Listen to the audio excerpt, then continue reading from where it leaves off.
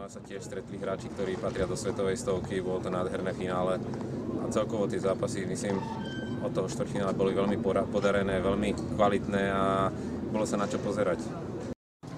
Tak akurát, že to počasie nebolo až také ideálne, ktoré sme mali predtým roky, ale myslím si, že celkovo, čo sa týka kvality, tak sa mi zdá, že tá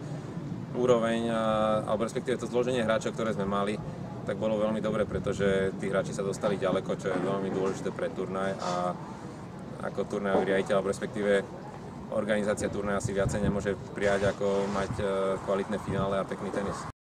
Tak veľmi sa mi páčil práve Adrian Ungurn, ktorý škoda, že nevyhral, pretože hral naozaj krásne, hral agresívne, potenciálom sa dostať aj vyššie v stovke a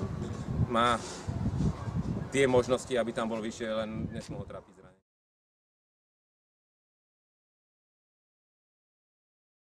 Tak myslím si, že chalani dosiahli momentálne na to, na čo majú hrajú, alebo respektíve tá výkonnosť ich sa odzrkadlila v tom turnaji, okrem Andreja Martina, ktorý bol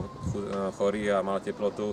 ktorého nemôžeme hodnotiť, ale Norbo Gomboš, ten podal solidný výkon, myslím, že to štvrťfinále je taký jeho momentálny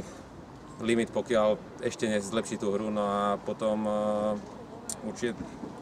Paolo Červená, ktorý asi tá jeho hra odzrkadluje ten jeho ranking a tú jeho celoročnú formu, takže chalani majú na čom pracovať a majú potenciál.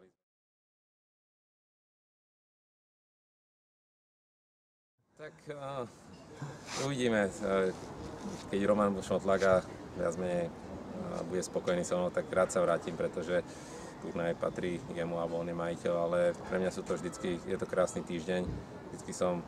nielen šťastný, že tu môžem byť a žiť tým tenisom, ale zase sa niečo nové naučiť, zase niečo nové objaviť,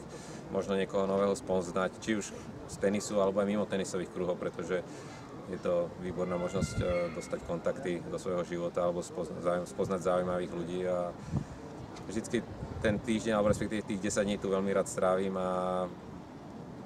vracia ma to aj trošku do tých mojich hráčskych časov, že byť zase raz súčasťou toho turnaja,